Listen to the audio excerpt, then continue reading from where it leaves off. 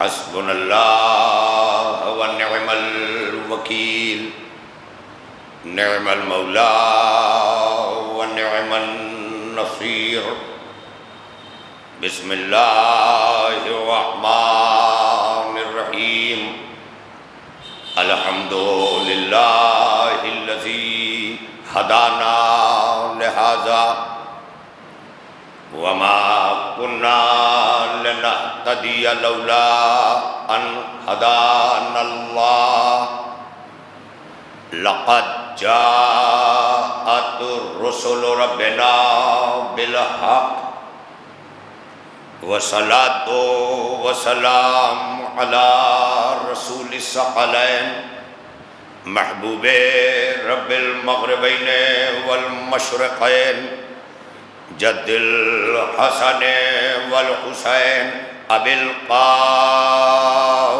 محمد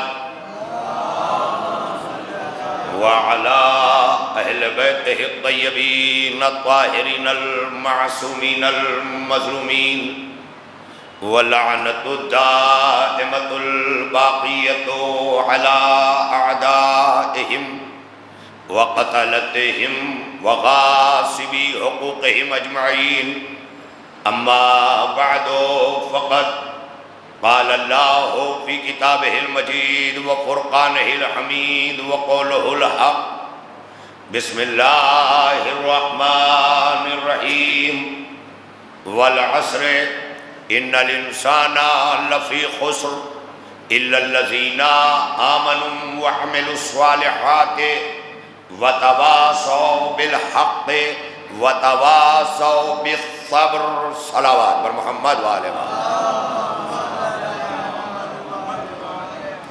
آپ اسی صلوات پہ راضی ہیں تو میں بھی راضی و رضا ہوں کہ انشاءاللہ بیان جاری رہے گا. تھوڑا تھوڑا آپ مجتمع ہو جائیں. یہ تھوڑا بعد نماز مغربین جو بلا فصل مجلسیں ہوتی ہیں اس کا وظیفہ طولانی نہیں ہونا چاہیے. تو اس لیے خدمت عالی میں قرآن مجید کے سورت مبارکہ عصر کی تلاوت کا شرف حاصل کیا. زبان زد عام ہے,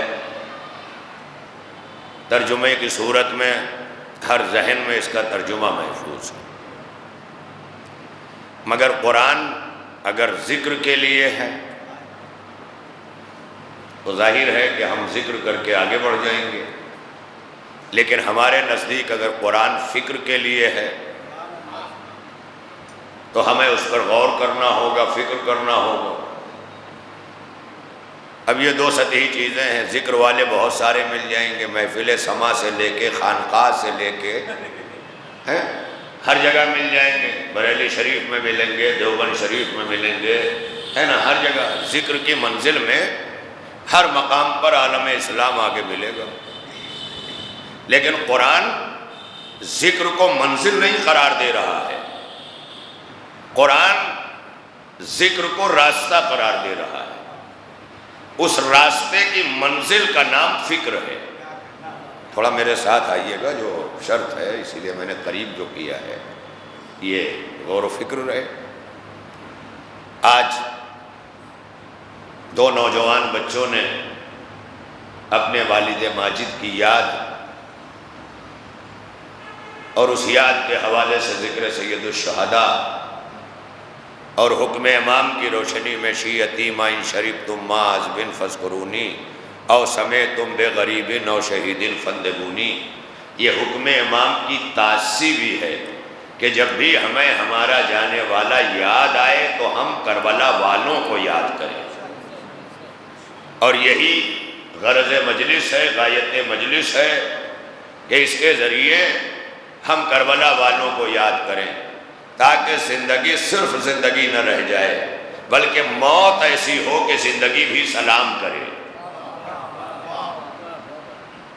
یہ زندگی اس لیے ہے انسان کی کہ اس کے ذریعے جو موت ملے وہ ایک مقدس موت ہو, ایک محترم موت ہو, بلکہ اسے فارسی میں بڑے ہی فارسی ادب کے عمیق ترین جملوں میں مرگ گل رنگ کہا جاتا ہے.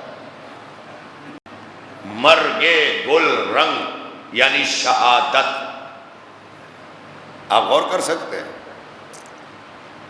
شہادت میدان عمل میں اتر کر میدان جہاد میں چلے گئے، زندہ بھی آ سکتے ہیں، شہید بھی ہو سکتے ہیں، لیکن اس کا مطلب یہ نہیں ہے کہ جو میدان جہاد میں مارا گیا وہی شہید ہوگا۔ بچ کے آ جانے والا اگر اپنے وجود میں فکر جہاد رکھتا ہے تو دنیا سے جاتے ہوئے وہ بھی شہید ہوگا۔ کہ یہ منزل ہے نا، موت کو کتنی قسموں سے لینا چاہتے ہیں، زندگی تو بہت انجوائے کرنا چاہتے ہیں، لائف ماشاءاللہ، وہ آج کل نوجوان تو بہت کر رہے ہیں۔ جب سے یہ تجارت وغیرہ سے چھوڑ کر نوکریوں کی طرف نوجوان جا رہا ہے، ڈھابا یاد آتا ہے، راستے کی ہوٹلیں یاد آتی ہیں، یہ تمام چیزیں نوجوانوں کو آج یاد آتی ہیں، لیکن اسی کے ساتھ ساتھ اس بات پر انہیں غور کرنا ہوگا، فکر کرنا ہوگا کہ جسے میں نے پہلے بھی کہا تھا کہ اپنے وجود کے لیے ڈاکٹر بن جانا کمال نہیں ہے، اپنے وجود کے لیے وکیل بن جانا کمال نہیں ہے۔ ایک عالم اگر صرف اپنے وجود کے لیے عالم ہے تو بے ثمر ہے، وہ درخت بے ثمر ہے، اس کا پھل یہ ہے کہ اس سے دین کی شعائیں پھوٹیں، لوگ فیضیاب ہوں۔ تو اسی طرح کسی بھی شعبہ حیات کا انسان وہ صرف اپنے شعبہ حیات میں اگر کامل ہو گیا تو اسلام اس سے آگے کی توقع کر رہا ہے۔ بڑی توجہ رہے، زیادہ وقت لینا مقصود نہیں ہے، ایک مختصر سے وقت میں گفتگو کروں گا، حالانکہ میں جانتا تھا کہ یہ مجلس ماشاءاللہ سے بہت ہی ایک جم غفیر ہوتا ہے، مگر ترتیب دینے میں تھوڑا سا اس میں رد و بدل ہو گیا، تو اس لیے خدمت عالی میں زیادہ دیر تک تو نہیں، لیکن جن مطالب کو پہنچانا چاہتا ہوں وہ ایک فکری مطالب ہیں، وہ ذہنوں میں لیں، اس لیے کہ مجمع کی بھیڑ ذکر تو کرنے دیتی ہے، فکر نہیں کرنے دیتی، اسی لیے انسان فکر کے لیے خود کو تنہا کرتا ہے، جیسے شب عاشور حر نے کیا، فکر کیا نا اس نے، شب عاشور حر نے کیا کیا؟ فکر کیا۔ 70 برس سے تو ذکر کر رہا تھا، مگر ذکر کے اندر یہ قوت نہیں تھی کہ اسے حسین تک پہنچا دیتا۔ حسین تک پہنچنے کے لیے حر کے کردار نے بتایا کہ حسین تک پہنچنے کے لیے ذکر نہیں، فکر کی ضرورت ہوتی ہے۔ آپ دیکھ لیں، حسین تک رسائی فکر کے بغیر نہیں ہے۔ یہ شب عاشور حر نے کیا کیا ہے آپ مجھے بتائیں؟ فکر ہی تو کی ہے نا حر نے، غور کیا ہے، فکر کی ہے، تدبر کیا ہے، تفکر کیا ہے، سوچا ہے، بچارا ہے، یہ ساری چیزیں حر نے کی ہیں شب عاشور، اور جب یہ کی تو بتایا کہ 70 برس کی بدنی عبادت، ایسا نہیں ہے کہ حر عبادت گزار نہیں تھا، نمازی نہیں تھا، سید الشہداء کی راستے میں اقتدا کر رہا تھا۔ آپ سوچ لیں، اس کا مطلب وہ نمازی تھا، سب کچھ تھا، مگر اسے 70 برس کی حیات کا ذکر حسین تک نہیں لے گیا، 1 ساعت کی فکر اسے حسین تک لے گئی۔ اور قرآن نازل کر کے اللہ یہی کہہ رہا ہے، افلا یتدبرون القرآن، قرآن میں فکر کیوں نہیں کرتے؟ جیسے حسین پر فکر کرنے والا حر بن جاتا ہے، ویسے قرآن میں فکر کرنے والا بھی حر بن جاتا ہے۔ ارے اسے تسلیم کیوں نہیں کیا جا رہا ہے؟ کیوں قرآن کو اردو بازار میں رکھ لیا اور اہل بیت کو جعفر آباد میں لے آئے؟ کیوں نہیں سوچ رہے ہو کہ جو صفات قرآن ہے وہی صفات آل محمد ہیں، جو نور قرآن ہے وہی نور آل محمد ہے؟ آپ دیکھ لیں، جتنی چیزیں برابر کے ہیں نا، برابر کا مطلب کیا ہے؟ جو صفات ادھر وہ صفات ادھر، ذات کو ذات سے نہ ملانا۔ قرآن اللہ کا مکتوب ہے، کلام ہے، یہ اللہ کی حجتیں ہیں، اللہ کے وجود ہیں، اور یہ منبر پر بیٹھ کے کہتے ہیں نحن آثار اللہ، ہم ہی اللہ کے آثار ہیں۔ جب یہ منبر پہ بیٹھ کے کہتے ہیں اللہ کے آثار ہیں، تو اب چاہے سعودی یونیورسٹی ہو، چاہے دارالعلوم دیوبند ہو، چاہے دارالعلوم ندوہ ہو، چاہے دارالعلوم ناظمیہ ہو، ہر جگہ ایک جملہ پڑھایا جاتا ہے۔ خدا کی قسم بہت بڑی منزل تک لے جانا چاہتا ہوں، یہ چیزیں ہمارے لیے قابل فکر ہیں کہ تدبر اور تفکر جدھر ہمیں کرنا ہے، جدھر غور کرنا ہے، جدھر فکر کرنا ہے، ادھر کی طرف اگر ہم متوجہ ہو جائیں تو التفکر ساعۃ افضل من عبادت 70 سنۃ، 1 گھنٹے 1 پہر فکر کرنا 70 برس کی عبادت سے افضل ہے۔ یہ مسئلہ ہو گیا، 70 برس کی عبادت سے افضل۔ یہ ہے فکر کا نتیجہ، تدبر کا، تفکر کا۔ قرآن جو دیا گیا نا، پھر آ رہا ہوں میں منزل تک، قرآن جو دیا گیا یہ تدبر کے لیے دیا گیا، یہ تفکر کے لیے دیا گیا۔ اور انہوں نے کہا نحن آثار اللہ، ہم ہی اللہ کے آثار ہیں۔ اب ہر ایک کہتا ہے ان الآثار تدل علی المؤثر، ہمیشہ مؤثر آثار کے ذریعے پہچانا جاتا ہے۔ یہ کہاں ہے مجھے نہیں پتا، مؤثر آثار کے ذریعے پہچانا جاتا ہے۔ اگر یہ منبر پر بیٹھ کر دعویٰ کر رہے ہیں کہ ہم ہی اللہ کے آثار ہیں، تو اب مؤثر کون ہے؟ اس کی توحید ہے۔ اس کا مطلب تمہارے بس کی بات نہیں ہے کہ اس کی توحید کو سمجھو۔ ان الآثار تدل علی المؤثر، آثار کی طرف دیکھو، مؤثر کو پہچانتے جاؤ، یہ منزل ہے۔ لہذا آثار بھی انہوں نے کہا نحن حجج اللہ، ہم ہی اللہ کی حجتیں ہیں۔ پھر سوچ سکتے ہیں یہ لفظ وہ ہیں کہ جسے ہم زیارت میں برت کے آگے بڑھ گئے، دعاؤں میں پڑھ کے آگے بڑھ گئے، اس کے تدبر کی طرف، تفکر کی طرف، معنی کی طرف، گہرائی کی طرف، گہرائی کی طرف، اس میں ہم نہیں اترے۔ ہم قرآن رکھ کے گھر میں دعویٰ تو یہ کرتے ہیں کہ قرآن میں سب کچھ ہے، لیکن ہمیں خود نہیں معلوم کہ کہاں کیا کچھ ہے، تو بھی ہمارا یہ دعویٰ غلط ہے نا۔ ہمیں قرآن تدبر اور تفکر کے لیے دیا گیا، اور تدبر و تفکر اسی وقت ہو سکتا ہے کہ جب اس کی تفہیم ہو، اس کی سمجھ ہو، ہم اسے سمجھ رہے ہوں۔ سمجھے بغیر تدبر ممکن ہی نہیں ہے۔ تذکر تو ہو سکتا ہے، جیسے بڑی بڑی دعائیں پڑھی جاتی ہم نہیں سمجھتے، اب یہ تذکر ہے، یہ ذکر ہے، فکر نہیں ہے۔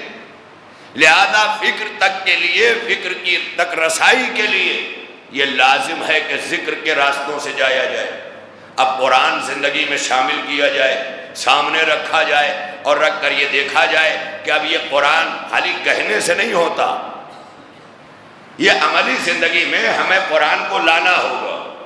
ترقی خالی یہ نہیں ہے کہ دنیاوی علوم میں ہم کمپٹیشن میں آگے جا رہے ہیں، ترقی یہ بھی ہے کہ قرآن کے جدید علوم سے آشنائی حاصل کی جائے، قرآن مجید کی نئی تفاسیر کی طرف توجہ دی جائے۔ اور ظاہر ہے کہ یہ تفسیر کے معنی ہی ہے پردہ اٹھانے کے۔ جیسے جیسے عقل انسانی بلوغت کی منزل تک پہنچے گی، پردہ اٹھتا جائے گا، اٹھتا جائے گا، اس لیے کہ جب تک عقلوں نے ارتقاء نہیں سیکھ لی تب تک اللہ نے شریعت نہیں بدلی۔ یہ شریعتوں کی تبدیلی ارتقاء عقل کی بنیاد پر ہے۔ تو اب اگر ارتقاء عقل کا زمانہ ہے، آج ٹیکنالوجی کی دنیا، نیٹ کی دنیا یہ اتنی بلندی پہ اگر جا رہی ہے، تو اسلام کا دعویٰ، قرآن کا دعویٰ اس سے آگے ہونا چاہیے۔ کیسے جانیں گے ہم؟ کیسے دنیا پر ہم ظاہر کریں گے؟ اس کے لیے لازم ہے کہ ہم تدبر کریں، تفکر کریں، کیونکہ فکر میں اللہ نے وہ برکت دی ہے کہ فکر میں انسان جب خود کو تنہا کرتا ہے، تدبر کرتا ہے، تفکر کرتا ہے، تو اس کے سامنے راہیں کھلتی، کیونکہ تدبر میں عقل کار فرما ہے۔ اور عقل جانتے ہیں کیا ہے؟ نہج البلاغہ میں مولا فرماتے ہیں کہ عقل وجود انسانی میں نبی باطن ہے۔ میں کیا کروں؟ انسان کے وجود میں عقل جو ہے وہ نبی باطن ہے۔ اور نبی آخر نے کیا کہا؟ اول ما خلق اللہ العقل، اللہ نے سب سے پہلے عقل کو پیدا کیا، اور وہ عقل میں ہوں۔ اگر آپ دیکھ لیں، یعنی جان رحمت کی تخلیق عقل کر کے کی، اور علی فرما رہے ہیں کہ ہر وجود میں عقل ہے، ہر وجود میں عقل ہے۔ اور شریعت بھی جب اتاری گئی تو عقلوں کی بلوغت پر اتاری گئی. اگر جسم بالغ ہو گیا عقل بالغ نہیں ہوئی تو شریعت نہیں آئی. بڑی توجہ رہے، کیونکہ شریعت عقلوں کی بلوغت کی بنیاد پر ہے. اگر شریعت عقلوں کی بنیاد پر نہ ہوتی تو دیوانوں سے دور نہ چلی جاتی. یہ شریعت کا دیوانوں سے دور ہو جانا بتا رہا ہے کہ ہم عقل پر آئے ہیں. تو عجیب سی بات ہو گئی نا کہ جب تک انسان کا حصہ تعقل بیدار نہ ہو اس وقت تک اسے شریعت نہیں چھوتی. اما جسے شریعت چھونے کے قابل نہ سمجھے اس کے وجود میں اسلام کیسے اتر جائے گا؟ صلوات پڑھیے مل کر محمد والے محمد پر.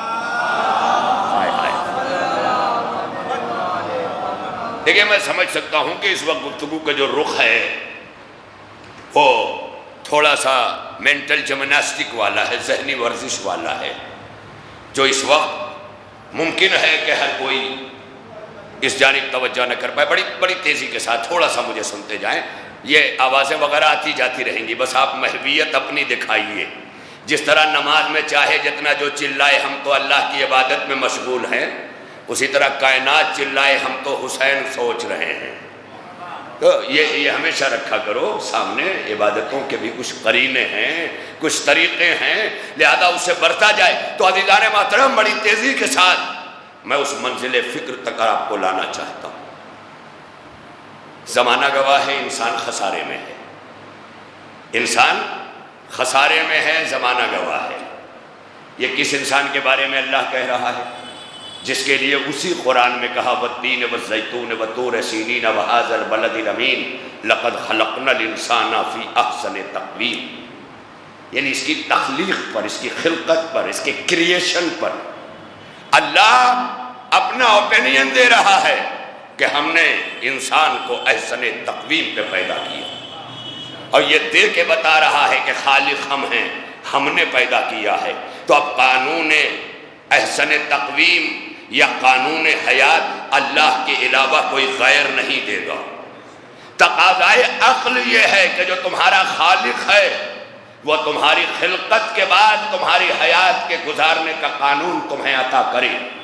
یہ اس پر واجب ہے کہ وہ عطا کرے، کیونکہ ایک مشین، ایک موبائل، ایک مشینری بنانے والا وداؤٹ کیٹلیک اپنا مال بازار میں نہیں اتارتا. کوئی قابل اعتبار نہیں سمجھتا کیا کریں گے لے کر جس کے ساتھ کوئی کاغذ نہ ہو، کوئی طریقہ نہ ہو، کوئی گارنٹی نہ ہو، کوئی وارنٹی نہ ہو. تو جب تک اس کا کریٹر، اس کا بنانے والا، اس کی کمپنی اس کے ساتھ کیٹلاگ نہ دے آدمی اسے قابل اعتبار نہیں سمجھتا.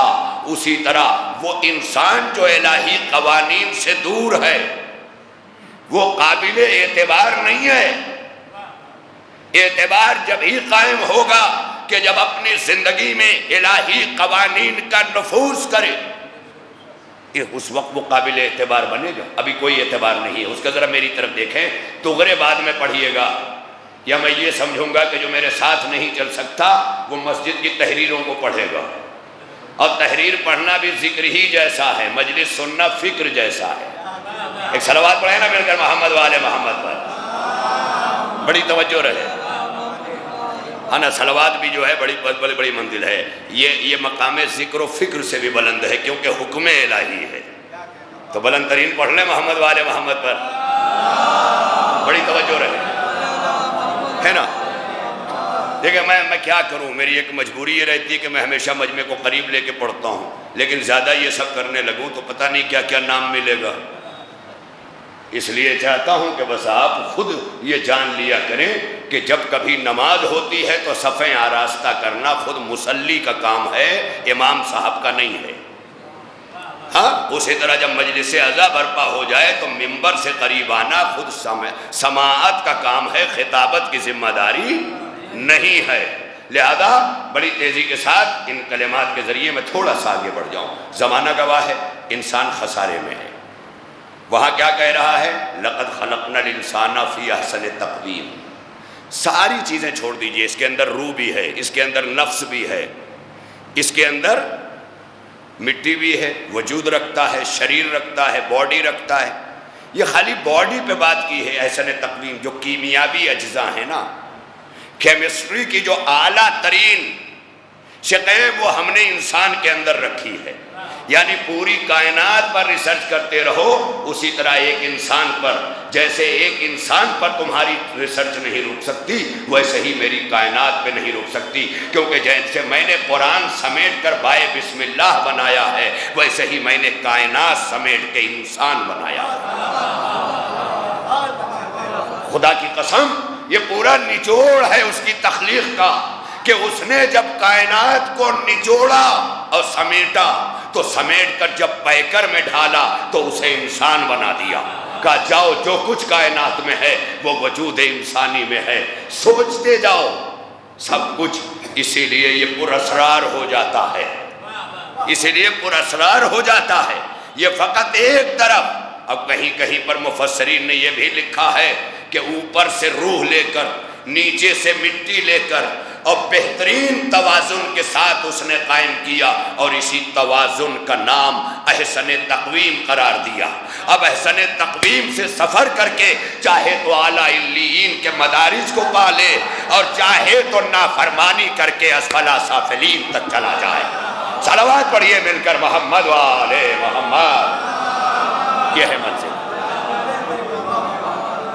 یہ ہے. لہذا اسفل سافلین کا ثم رددناہ اسفل سافلین، اس کا مطلب یہ ہے کہ جو رد کر دیے جائیں گے، ریجیکٹ کر دیے جائیں گے، ان کی منزل اسفل سافلین ہے. اور جنہوں نے بلندیوں کا سفر کیا ان کی منزل اعلیٰ علیین ہے. انتہائی پستی ہے اسفل سافلین. اللہ کہہ رہا ہے جسے ہم نے رد کر دیا، لیکن فوراً کا الا الذین آمنوا وعملوا الصالحات، مگر وہ نہیں. دیکھیں کتنی بڑی منزل پر ہے نا. اللہ کی ربوبیت کس منزل پر ہے؟ وہ گھاٹے میں نہیں ہے، وہ لاس میں نہیں ہے. الا الذین آمنوا وعملوا الصالحات. کیا یہی بات ختم ہو گئی؟ نہیں ہوئی نا. اس کا مطلب قرآن اب اس کے آگے جو ابھی میں بات کر رہا تھا، مولوی کی، ڈاکٹر کی، انجینئر کی، وکیل کی، کسی بھی شعبہ حیات کی، وہ مقبول کب ہوگا، منظور نگاہ پروردگار کب ہوگا؟ اس منزل پر آ کر کہ جب اس کا دل اپنے لیے نہیں اوروں کے لیے دھڑکنے لگے. ارے میں کیا کروں، اپنے زانوں پہ جو دکھیوں کو سلا لیتا ہے اس کو اللہ کلیجے سے لگا لیتا ہے.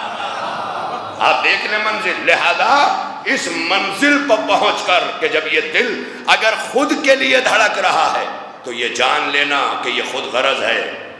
جوش ملیح آبادی نے کہیں پر کہا تھا، کپ کپاتی ہے جسے آہے اسیران بلا، جس کے اعصاب کو ڈستی ہے رخ ضرب و گدا، جس کے آنکھوں میں کھٹکتی ہے نگاہ فقراء، تذکرے اس کے فرشتوں میں ہوا کرتے ہیں، انبیاء اس کی زیارت کی دعا کرتے ہیں.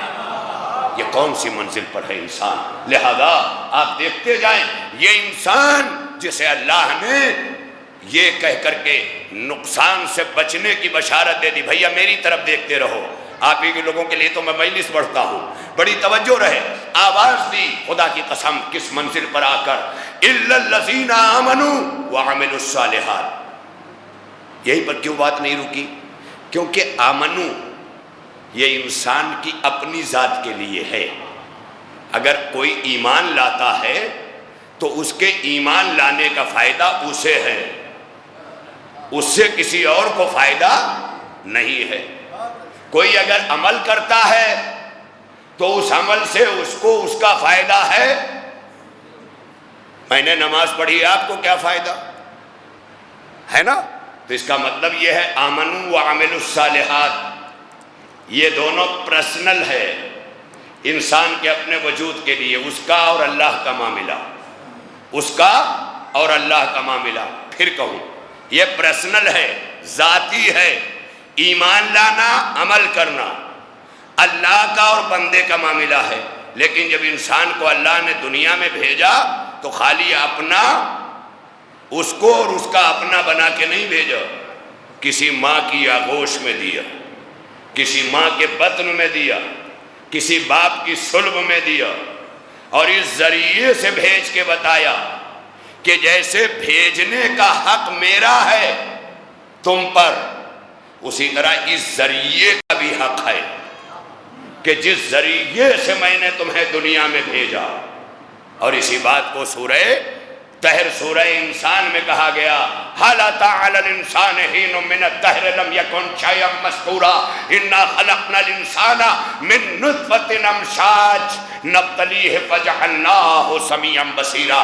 کیا کہا کہ کیا انسانوں پر اسی حیات دنیا میں ایک دور، ایک زمانہ ایسا نہیں گزرا کہ جب وہ ذکر کیے جانے کے قابل نہیں تھا، اس قابل نہیں تھا کہ اس کا تذکرہ ہوتا، اس قابل نہیں تھا کہ شے کی صورت میں اس کا ذکر ہوتا۔ اِنَّا خَلَقْنَا الْإِنسَانَ، میں نے انسان کو پیدا کیا، من نطفۃ امشاج، پیدا میں نے کیا مگر نطفہ و امشاج کے ذریعے، ماں باپ کے ذریعے، اور جاتے جاتے دنیا میں بھیجتے ہوئے کہا جس نے پیدا کیا اس کا حق، جو ذریعہ بنے اس کا حق، اور اس کے بعد تم بنے تمہارا حق۔ یہیں پر تو آنی ہے منزل۔ اللہ نے جب دنیا میں انسان کو بھیجا ہے نا تو اس پر 3 حقوق اس کے وجود کے ساتھ لکھ دیے۔ ایک انسان پر اللہ کا حق، ایک حق العباد بندوں کا حق، اور تیسرا ہے حق النفس، اپنے اوپر اپنا حق۔ میں کیا کروں؟ اپنے اوپر اپنا حق اگر نہ ہوتا تو باپ کو یہ حق ہے کہ اپنا حصہ الگ کر کے، اب دیکھیے فقہی مسئلہ ہے، میں زیادہ دور تک نہیں جاؤں گا، یہ سرحدیں ہیں، اس کو ذرا پڑھیے گا، بہت بڑی منزل ہے۔ یہ جو زندگی میں باپ سے کہتے ہیں بانٹ دے والا، یہ نالائق اور ناکارہ بیٹے ہیں، اس لیے کہ باپ کی زندگی میں حصہ نہیں بڑھتا، میت کی وراثت بڑھتی ہے۔ یہی سب چیزیں تو ہمارے یہاں اگر نافذ ہو جائے نا تو کتنے چٹوروں کی دکانیں بند ہو جائیں، جو اپنے چاٹنے کے نام پہ خاندانوں کو لڑائے ہوئے ہیں، گھروں کو لڑائے ہوئے ہیں، ان شیطانوں سے سماج کو بچاتے کیوں نہیں ہو؟ خالی لاہور پڑھ لینا ہی کافی نہیں ہے، شیطان سے عملی مقابلہ بھی کرنا ہے۔ اگر اللہ جو ہے خالی لاہور پڑھوانا ہوتا شیطان سے بچنے کے لیے تو نماز کیوں پڑھواتا؟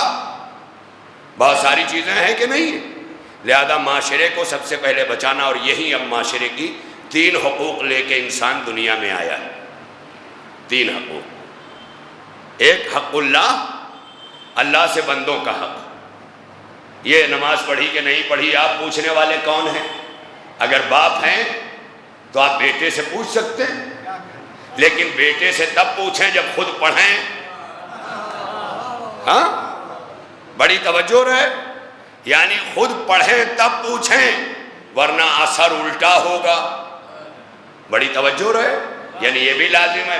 دیکھیں بڑی منزل ہے۔ آج امداد بھائی مرحوم کے ایصال ثواب کی مجلس سے ان کے بچوں نے منعقد کی ہے، اور ظاہر ہے کہ وہ خود بھی ماشاءاللہ ایک شریف النفس انسان تھے، ہمارے یہاں کی زبان میں بڑے سیدھے سادے تھے، اور بحمداللہ پوری زندگی یہاں جلال پور میں انہوں نے تلاش معاشیات اور تنصیب معاشیت میں انہوں نے بھگاہی سے یہاں تک کا سفر کیا۔ جب میں نے پوسٹر پڑھا تو میں نے کہا ہمارے جعفر آباد میں سید کہاں سے؟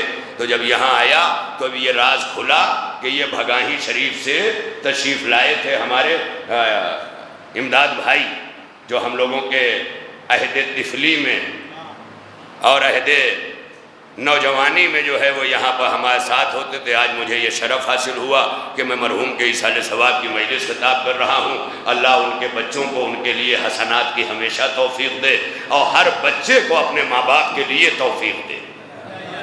اگر وہ حیات ہیں تب بھی یاد رکھنا، خدا کی قسم، جس طرح سے ہدایت کا ذریعہ اہل بیت ہیں، اگر آپ نے ذریعے کا حق ادا نہیں کیا، میں پھر جملہ کہہ رہا ہوں، ہادی کون ہے؟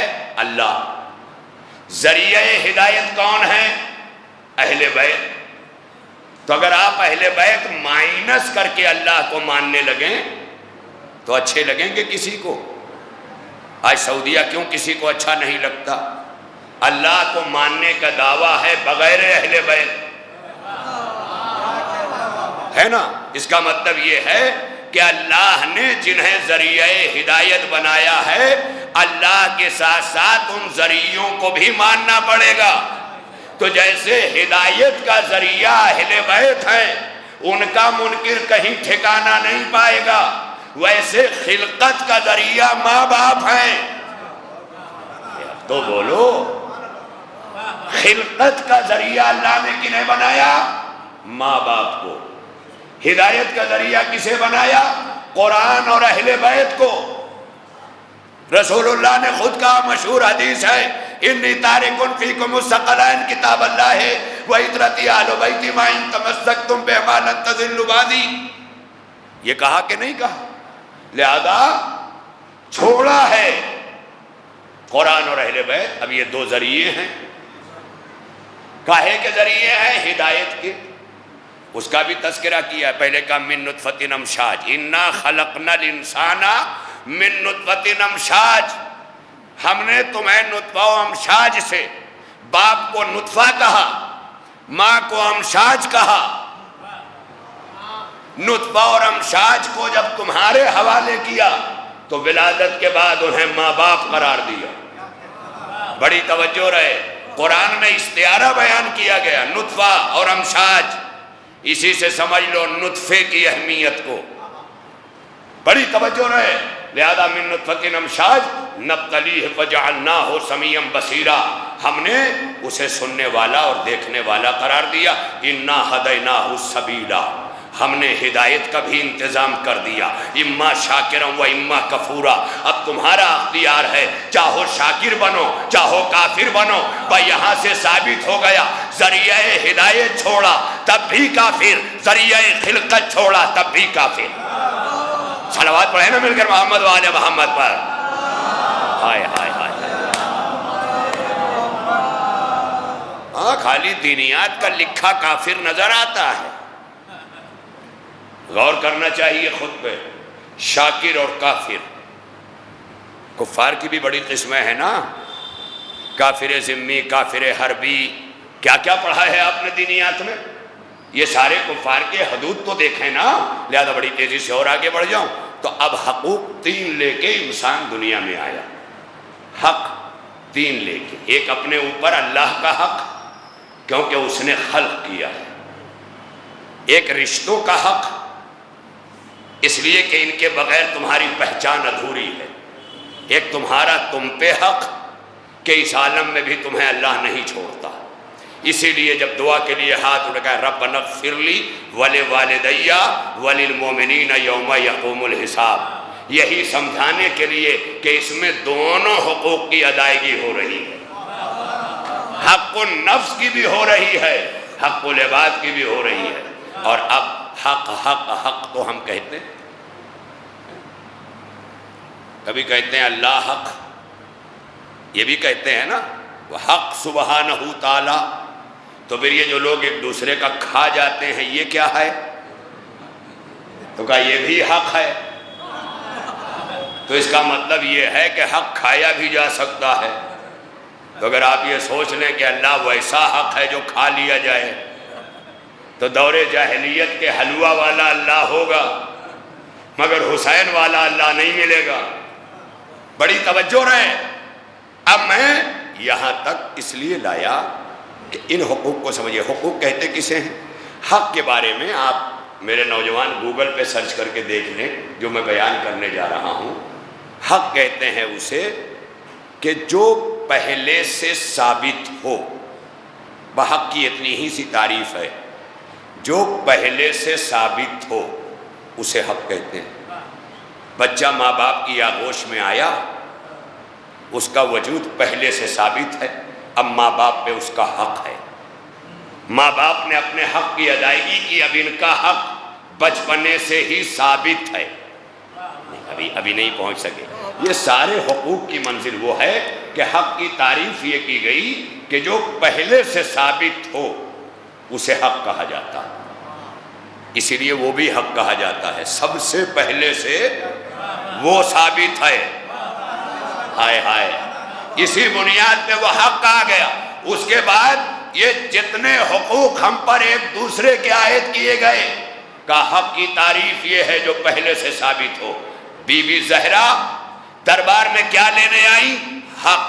کون سا حق؟ جو پہلے سے ثابت ہے۔ میرے سرکار، کون سا حق؟ جو پہلے سے ثابت ہے۔ کیسے ثابت ہے؟ کہا میرے بابا کی تحریر۔ ارے میں کیا کہہ رہا ہوں؟ اس کا مطلب اس آیت کی مکمل تفسیر ہے فاطمہ زہرا کہ حق لینے دربار تک اس لیے پہنچ گئیں وَتَوَاصَوْا بِالْحَقِّ، اور واپس اس لیے نکل آئیں وَتَوَاصَوْا بِالصَّبْرِ۔ صلوات پڑھیں نا مل کر محمد و آل محمد پر۔ اچھا گھر کا مولوی پڑھے اور اتنی صلوات ہو جائے تو سمجھ لو بہت بڑی بات ہے۔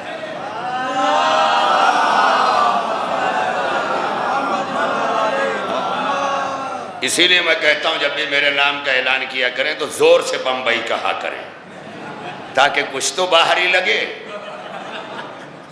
بڑی توجہ رہے ارباب کرام کہ ہمارے لیے لمحات فکریاں ہیں۔ کیا کہا؟ وَتَوَاصَوْا بِالْحَقِّ وَتَوَاصَوْا بِالصَّبْرِ۔ یہی وہ دو منزلیں ہیں کہ جس کا تعلق انسان اور سماج کے درمیان استوار ہوتا ہے، بس۔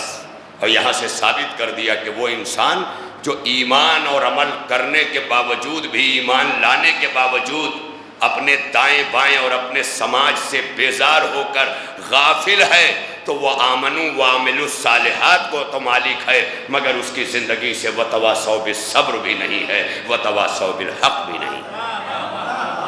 بہت بڑی منزل ہے۔ اسی لیے سید الشہداء حسین ابن علی کہتے ہیں کہ زندہ وہ ہے جو حق کو حق کہہ سکے۔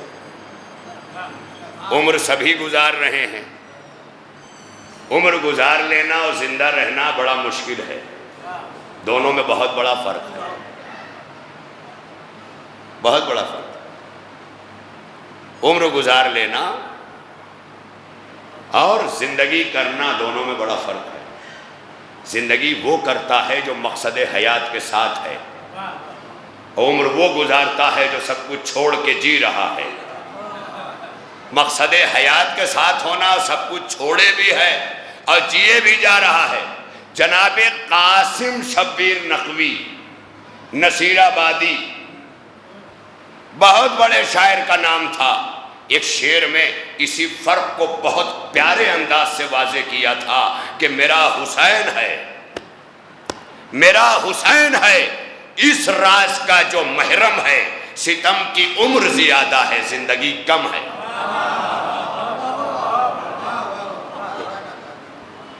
تو زندگی اور عمر میں بڑا فرق ہے۔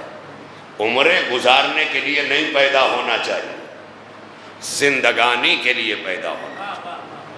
اور جب یہ راز مل جاتا ہے تب یہ پتہ چلتا ہے کہ خود جینا بھی کوئی جینا نہیں ہے جب تک سب کو ساتھ لے کے نہ جیا جائے، کیونکہ اس نے تمہاری تخلیق کے ساتھ کہا ہے کہ میں نے تمہیں الگ الگ قبیلوں میں اس لیے بانٹا تاکہ تم پہچانے جاؤ۔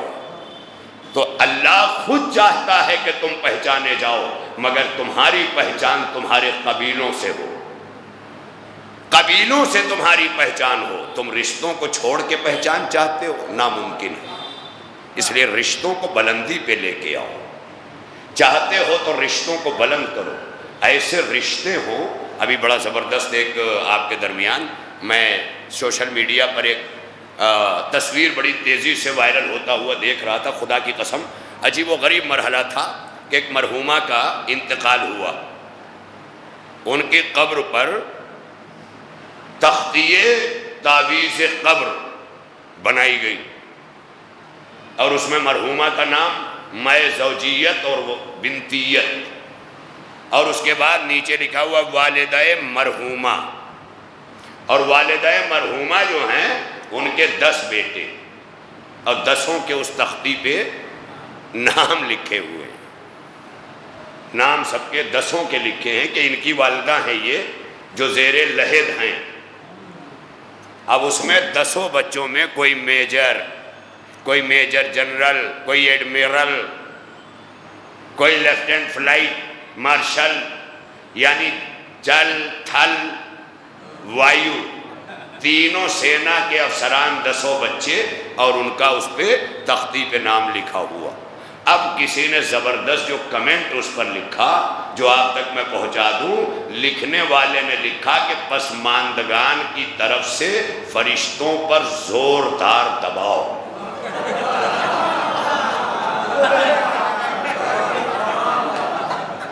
تو یہ عہدوں کے دباؤ فرشتوں پہ نہیں آتے، ہاں اگر کردار کی بلندی ہو جائے تو فرشتے دباؤ میں آ جاتے ہیں۔ صلوات پڑھیے مل کر محمد والے محمد۔ یہ ہے زیادہ اب آج کل یہی زیادہ تر مجلسوں میں بھی ہو رہا ہے۔ ایم پی صاحب بھی آئے تھے اماں کی مجلس میں، لیکن اماں کے علاج میں کمپاؤنڈر بھی نہیں آیا۔ آیا؟ کیسے ناکارہ بچے بنتے ہو، سال میں ایک دن تعزیہ چومنے کے لیے بناتے ہو، اور جس ماں باپ کو تعزیے کی طرح گھر میں اتارا ہے، یہ بہت بڑی منزل ہے۔ اب آپ نہ جانے مجھے کیا کیا الزام دے دیں، یہ ان کی عظمت، یہ ربیانی صغیرہ ہیں، یہ جتنا بوڑھے ہوتے جاتے ہیں اتنا مقدس ہوتے جاتے ہیں۔ لیکن ہم ہیں پھر آپ کے اور اسلام کے ماننے والے اور دوسرے، چلیے ابھی میں آپ کو دکھاؤں کہ ایسے ایسے بچے ملیں گے آپ کو نان مسلمز میں، جن کے گھروں میں ماں کا کمرہ مندر کی طرح سجایا ہوا ہے، نان مسلم ہیں۔ سب سے پہلے یہ کیا کرو نا کہ ان کو اپنے حصے میں لے کے اللہ سے اپنا رزق اتروایا کرو۔ یہ نہ دیکھا کرو کہ وہ بھائی کیوں نہیں دیکھ رہا ہے، یہ دیکھا کرو کہ یہ توفیق اللہ نے مجھے دی ہے۔ 11 چچا تھے نا، ابو طالب کے 11 بھائی تھے، رسول کے 11 چچا تھے، چنا کسے اللہ نے؟ ابو طالب کو۔ تو اللہ کا چناؤ سمجھ کے ماں باپ کو اپنے حصے میں رکھا کرو۔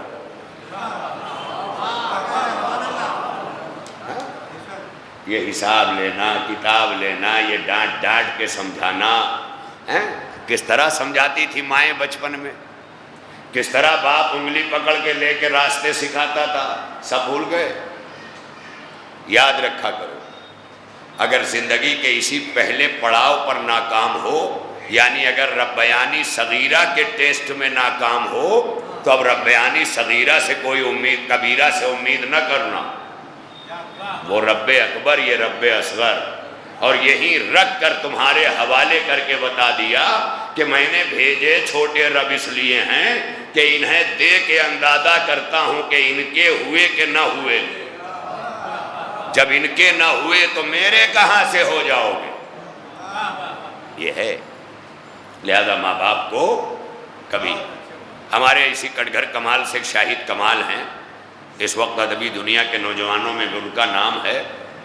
قسم خدا کی انہوں نے اس بار کیا خوبصورتی کے ساتھ یہ ماؤں کے قدموں کے نیچے جو اللہ نے جنت رکھی ہے، الجنت تحت اقدام الامہات، جنت تمہاری ماؤں کے قدموں کے نیچے ہے، اس تصور کو باندھا اور باندھ کر کہا کہ ماں کہہ دیا رسول نے جس دن بطول کو، ماں کہہ دیا رسول نے جس دن بطول کو، جنت خدا نے ماؤں کے قدموں میں ڈال دی۔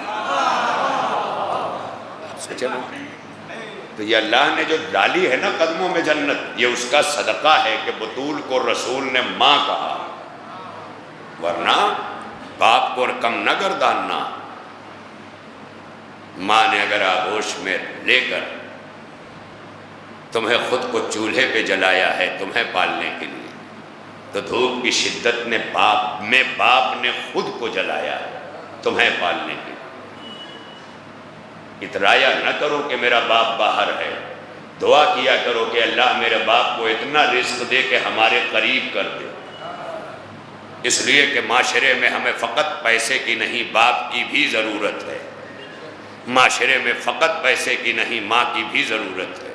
جب ان ضرورتوں کو محسوس کرو گے، اسی لیے کہا نا ماں یاد آئے تو کربلا یاد کرو، باپ یاد آئے تو کربلا یاد کرو، اس لیے کہ ماں باپ کے جو کردار کربلا میں ابھر کر کے آئے ہیں رضائے پروردگار کے حصول کے لیے کہیں لیلا اپنے کڑیل جوان کو بھیج رہی ہیں، کہیں زینب اپنے اون و محمد کو بھیج رہی ہیں، کہیں فروا اپنے قاسم کو بھیج رہی ہیں۔ یہ ماؤں کے کردار ہیں۔ اور ادھر حسین ہیں کہ کبھی گھوڑے پہ قاسم کو بٹھاتے ہیں، کبھی علی اکبر کو رخصت کرتے ہیں، کبھی اون و محمد کو رخصت کرتے ہیں۔ یہ باپ کے کردار کو کربلا کے میدان میں دیکھیے۔ وہ کڑیل جوان بیٹا جسے گھوڑے پہ بٹھایا تھا نا، تو اسے فقط مصائب کا فقرہ نہیں ہے، یہ بہت بڑا جملہ ہے کائنات میں ہر نوجوان کے لیے۔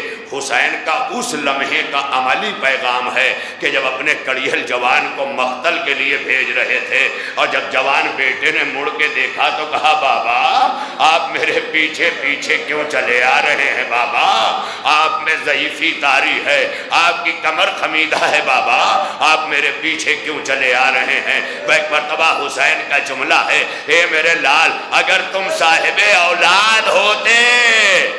بھئی اس جملے نے کائنات کو لرزا کے رکھ دیا۔ اولاد والو، کربلا میں باپ کیا ہے یہ علی اکبر سے پوچھو، بیٹا کیا ہے یہ حسین سے پوچھو، کہ جس نے اپنے کڑیل جوان کو گھوڑے پہ بٹھا کے رخصت کیا ہے۔ ارباب ادا، اور یہی نہیں تاریخ کہتی ہے کہ جس کڑیل جوان کو گھوڑے پہ بٹھا کے حسین نے رخصت کیا ہے، وہی کڑیل جوان ایک مرتبہ گھوڑے سے گر کے آواز دیتا ہے، اور یہ بوڑھا باپ اس عالم میں بھی اپنے بیٹے کے لاشے کو اٹھا کر خیمے سے لے کے آتا ہے، ارباب خیمے تک لے کے آتا ہے۔ ارباب ادا، اب ایک جملہ تو کہوں گا، اکثر آج ان بچوں نے اپنے باپ کے ایصال ثواب کی مجلسیں کی ہیں۔ اکثر ہوتا ہے کہ بیٹا نہیں پہنچ پاتا، باپ کی میت دفن ہو جاتی ہے۔ اکثر ہوتا ہے کہ انتظار کے باوجود وسائل نہیں فراہم ہو پاتے، میت دفن ہو جاتی ہے۔ یہ بہت ساری مجبوریاں دیکھی گئیں، لوگ دلاسے دیتے ہیں کوئی بات نہیں، تم دور تھے مگر تمہارے باپ کو سب نے بڑے احترام سے دفنا دیا، کوئی کہیں پر کوئی کمی نہیں ہونے دی، چاہنے والے تھے، بڑی شان سے جنازہ اٹھا۔ ارباب ادا یہ تسلیاں دیتے ہوئے کربلا کا سید سجاد یاد آتا ہے کہ جس کے سامنے بابا کا لاشا بے گور و کفن پڑا ہے، بیٹا آواز دے رہا ہے، اے پھوپھی اماں آپ کے سر پہ چادر بھی تو نہیں جو بابا کے بے کفن لاشے پہ ڈال دوں۔ اے پروردگارا ایسا مجبور کسی کو نہ کرنا، جس طرح تیرا سجاد ہے اس کا لاشا بے گور و کفن ہے، جس کے لیے لباس جنت آئے تھے کہ جو جنت کے لباس میں دگانا پڑنے گیا۔ الا لعنۃ اللہ علی القوم الظالمین وسیعلم الذین ظلموا ایا منقلب ینقلبون۔ الہنا و سیدنا و مولانا و تقبل منا بحق زہرا و ابیہا و بعلہا و بنیہا و بحق ائمۃ التسعۃ الطاہرین من ذریۃ الحسین۔ پالنے والے ہماری اس عبادت عظمیٰ کو قبولیت عنایت فرما۔ مولا یہاں تشریف فرما، سبھی مومنین و مومنات کی دلی حاجات کو پورا فرما دے۔ مولا جتنے پریشان ہیں سب کی پریشانیوں کا خاتمہ فرما دے۔ مولا جو حاجتیں لے کر تیرے در پر تیرے اہل بیت کے تصدق مومنین وابستہ ہیں، ان کی دعاؤں کو جلد مستجاب فرما دے۔ پروردگارہ یہاں سے لے کے گھروں تک، ہاسپٹلوں تک، جہاں جہاں مریضان مرض ہیں، اے مولا تمام مریضوں کو شفائے کاملہ عنایت فرما۔ اے پروردگارہ جو بچے ہمارے علم دین و دنیا میں تقدیریں آزما رہے ہیں، ان سب کو کامیابی و کامرانی عطا فرما۔ اے پروردگارہ ہم سب کو اپنے حقوق کے ساتھ، حقوق دینے اور لینے کے ساتھ زندگی عنایت فرما۔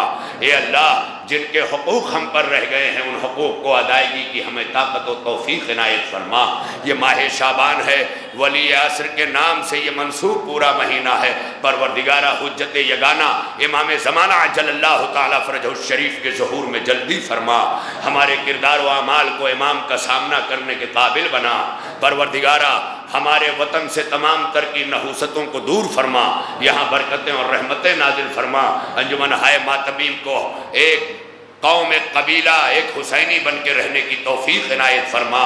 پروردگارہ ہمیں فرش عزائے حسینی اور عزاداری حسینی سے شغف عنایت فرما۔ اے پروردگارہ جب تک زندگی دے، پروردگار آخری دعا تیری بارگاہ میں یہ بھی ہے کہ جن مرحومین کے ایصال ثواب کی مجلس ہے، بالخصوص سید امداد حسین ابن سید شبیر حسین، پروردگارہ ان کے اور ان کے جملہ مرحومین خانوادہ کے درجات کو بلند فرما۔ پروردگارہ جتنے ہمارے مرحومین دنیا میں نہیں رہے ان سب کے مدارج کو بلند فرما۔ پروردگار جب تک زندگی دے غم کوئی نہ دے ہم کو سوائے غم شبیر، شبیر کا غم بانٹ رہا ہے تو ادھر دے، جو دین کے کام آئے وہ اولاد عطا کر، جو مجلس شبیر کے قابل ہو وہ گھر دے، جاتی ہے اگر جان تو بے شک چلی جائے، عباس کے پرچم پہ مگر آنچ نہ آئے۔ الہی تقبل منا انکا انت السمیع العلیم بحق محمد والہ الطاہرین۔ گزارش عرض ہے کہ ایک بار سورۃ حمد اور 3 بار سورہ توحید کی تلاوت فرما کر مرحوم مغفور سید امداد حسین ابن سید شبیر حسین، مرحوم مغفور سید اطہر حسین ابن سید شبیر حسین، مرحوم مغفورہ ام البنین بنت خورشید حسین اور جمیع مرحومین خانوادہ جو ویر کے خاندان کے مرحومین ہیں اور جمیع مومنین مومنات کی ارواح کو ایصال فرما۔